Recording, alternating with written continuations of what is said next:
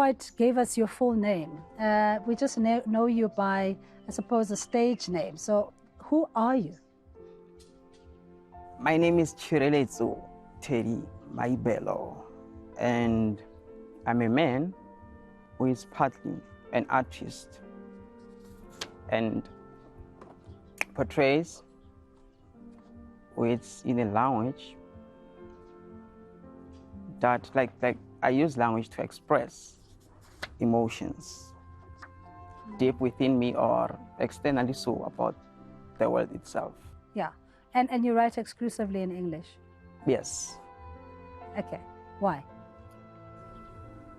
Because we come in English. Okay, so you don't have, we often say we need to also preserve our mother tongue, Yes. Because even young people not being able to speak their mother tongue has come under sharp scrutiny and criticism, and you prefer to write in English. Yes, I thought just because many people prefer English, it would be better if I just write in English for them to get the message I'm trying to convey. All right, there's another poem that you will talk us through, part of the anthology. Just give us the title and what this poem means. Strange Man, Intuition. Well, this one's about intuition, and I just mentioned intuition. I presume and believe it's a guiding spirit within, and it can never lead you wrong because I believe there's a substrate or a layer underneath, which is absolute truth. That's what I believe. That's why it never lies. What is that intuition, if you were to give it a name?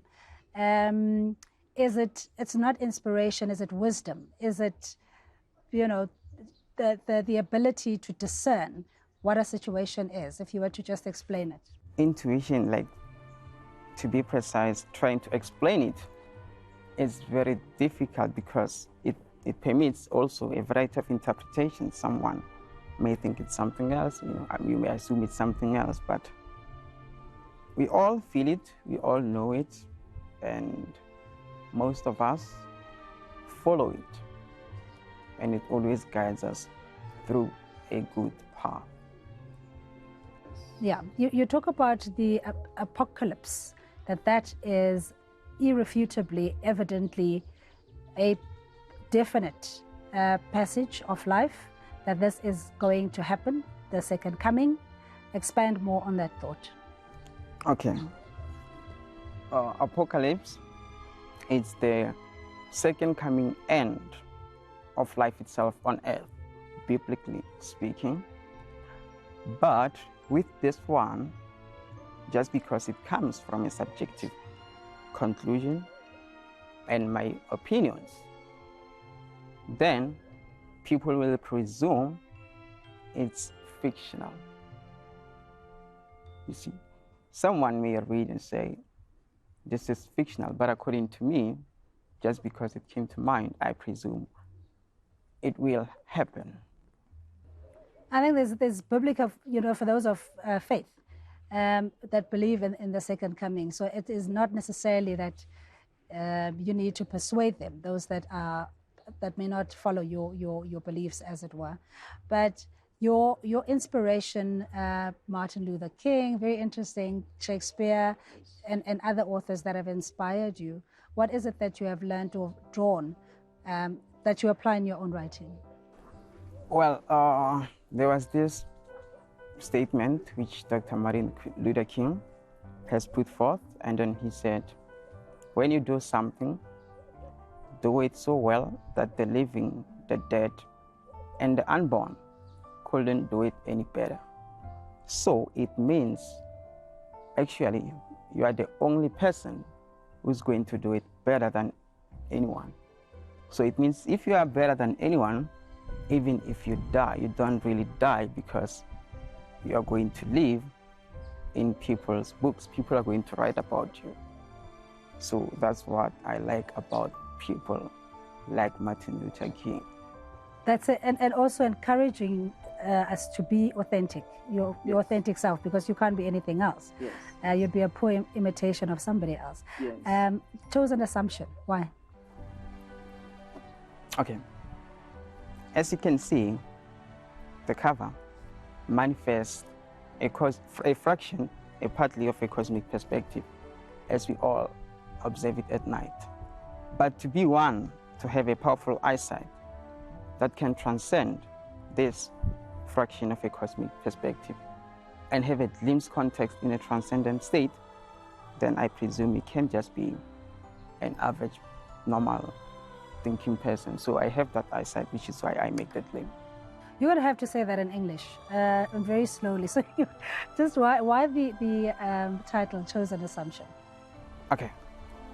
Well, I claim I am able to see in a transcendent state, like beyond where like a capable mind can see, right? Like being in a subjective experience. Yes, it's like I'm walking through a subjective experience and I'm trying to explain. But really, I just explain not in great details because it's very hard to discern in that space. So I just say what I can say, but you have to read in this book to understand more. Who's the target audience for your anthology? Well, people who loves to read, actually, because if you're just someone who wants to read a single sentence and grasp instantaneously, then you're going to have a problem because it doesn't permit you to do that. You have to read and read again, and then marvel through the sentence what it could be mean, because it permits a variety of interpretations. The love of words, and as you're saying, you can also grow your vocabulary. Yes. If you don't know a word, you have an opportunity to learn. And you self-published. How's that journey been? Because I know for emerging writers, unless you grab big publishers and you're part of the distribution value system or value chain, it is often difficult to get your voice heard. Yes. Fortunately, there was someone who I know who was able to help me with the publishing. So I didn't do it by myself. Someone was assisting, fortunately. Okay. So where's the book available? Well, at this current moment, you can only get it from me. So you can get it from me on this email. It's Tshireletso654@gmail.com. Or you can call me on my personal digits. It's 066 542 0662. All right. And we wish you all the best. Thank you so much. How much does it retail for? It's 300. 300 bucks. Yes. Okay. How many have you sold? 20, only 20. Okay. You might want to consider just having a simplified version of the anthology, but it was a beautiful, enriching read for me as well. It makes you stop and think on what the interpretation of a particular sonnet is that you thought, and when you go back to it, you almost get a different perspective of it in conclusion. So thank you for stimulating our brain cells. I really appreciate it. That's Teddy Sago. He is the author of Chosen Assumption, joining us here on the bookshelf. We'll have those details where you can get in touch with him to then purchase the book for yourself.